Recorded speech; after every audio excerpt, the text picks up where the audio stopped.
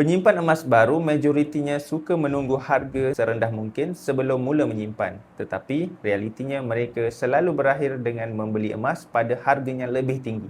Sebabnya tiada siapa yang tahu bila harga berada pada paras yang paling rendah. Harganya rendah hanya jelas apabila ia sudah menjadi sejarah. Penyimpan emas yang berpengalaman faham perkara ini dengan sangat baik. Mereka tahu kekayaan bukan datang daripada meneka harga tetapi daripada konsistensi.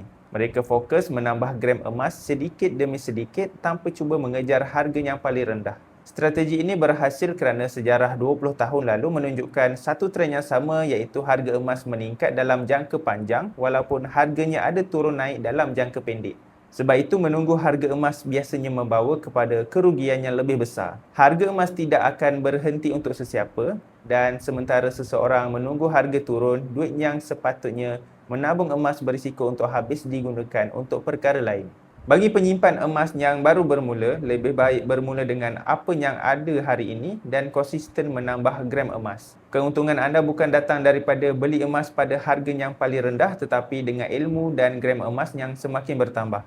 Bagi yang berminat untuk memulakan simpanan emas bersama Public Gold, anda boleh isi borang sign up untuk saya bantu anda daftar sebagai ahli dan bimbing anda dengan langkah dan cara-cara simpanan emas yang terbaik untuk anda.